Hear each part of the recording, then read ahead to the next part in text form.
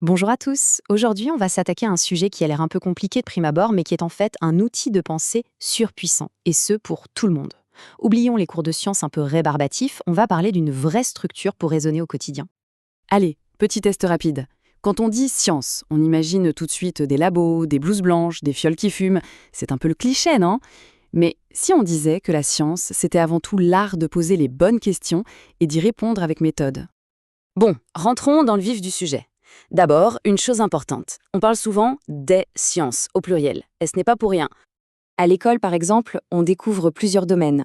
Il y a la biologie, qui étudie tout ce qui est vivant, la physique, qui décortique la matière, l'énergie, le mouvement, et la chimie, qui s'intéresse aux transformations de la matière. Bref, toutes ces disciplines sont comme les branches d'un même grand arbre qu'on appelle la science.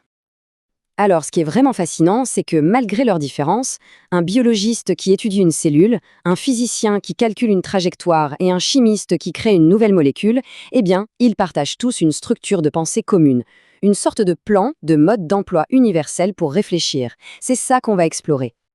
Et c'est là que ça devient super intéressant pour nous tous. C'est que cette méthode, on peut se l'approprier. On peut tous apprendre à observer, à se questionner et à comprendre le monde qui nous entoure de manière bien plus structurée. Ce fameux processus, il a un nom. C'est la méthode scientifique. Et pour qu'elle soit bien pratique, on va la regarder sous deux angles. Une version, disons, express et une version complète. Allez, on commence par la version express. C'est un outil hyper efficace, presque une arme secrète, pour analyser des documents et répondre à des questions de façon ultra précise. Et ça marche pour les sciences, mais en fait pour n'importe quelle matière. Le principe est super simple. Étape 1, l'observation. On lit attentivement et on surligne toutes les infos importantes. Étape 2, le recoupement. On connecte ces infos entre elles, avec la question posée et avec ce qu'on sait déjà. Et enfin, étape 3, la synthèse. On assemble toutes les pièces du puzzle pour construire une réponse claire et logique. C'est une recette infaillible. Ok, maintenant qu'on a la version courte, passons à la version intégrale.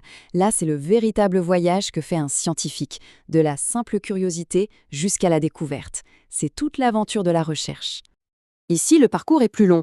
Tout part d'une observation, un truc qui nous intrigue, ça amène un questionnement. On formule alors une hypothèse, une sorte de pari intelligent. Pour la tester, on met en place une expérience, on analyse les résultats, on les interprète. En gros, on se demande qu'est-ce que ça veut dire, pour finalement arriver à une conclusion. Et l'étape finale cruciale, on la partage.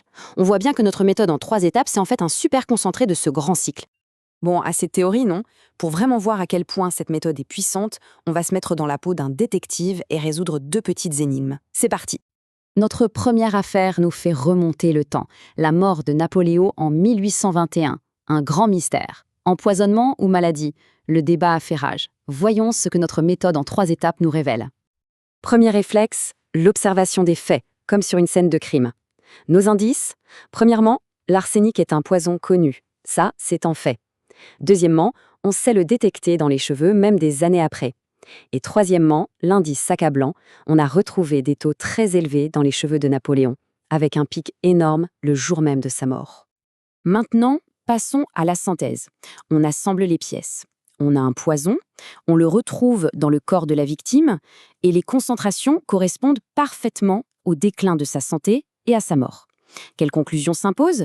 Eh bien, la piste de l'empoisonnement à l'arsenic devient extrêmement solide. C'est un exemple parfait de la façon dont on construit une argumentation à partir de preuves. Deuxième cas, on change complètement d'ambiance, c'est plus léger cette fois. On se demande ce qui guide un papillon mâle vers une femelle. Est-ce qu'il la repère à la vue ou à l'odorat? Pour le savoir, des scientifiques ont monté une petite expérience très maligne. Pour résoudre l'énigme, il a fallu isoler les suspects. D'un côté, un stimulus purement visuel, une simple photo de la femelle. De l'autre, un stimulus purement olfactif, son parfum, mais sans aucune image. La question est simple, vers quoi le mâle va-t-il se diriger? C'est ça le cœur de l'expérimentation, tester les variables une par une. Et les résultats sont sans appel. Le papillon ignore complètement l'image. En revanche, il est irrésistiblement attiré par l'odeur. La conclusion est donc claire, nette et précise. C'est le stimulus olfactif qui déclenche son comportement. L'hypothèse est donc vérifiée. En résumé, si on devait donner une définition, la méthode scientifique, c'est ce processus organisé et rigoureux qui nous permet de passer de l'ignorance à la connaissance de manière fiable, en se basant sur des preuves concrètes. Et s'il y a une chose à retenir, c'est vraiment celle-ci. Cette manière de penser, ce n'est pas du tout réservé aux scientifiques en blouse blanche. Savoir observer, recouper des informations et les synthétiser, c'est une compétence fondamentale pour réussir, que ce soit en histoire, en français ou dans n'importe quel autre domaine. La méthode scientifique, c'est bien plus qu'une simple procédure. C'est un véritable super pouvoir pour l'esprit critique. Du coup, la vraie question, ce n'est pas de savoir si on peut l'utiliser, mais plutôt quel mystère va-t-on bien pouvoir résoudre avec ?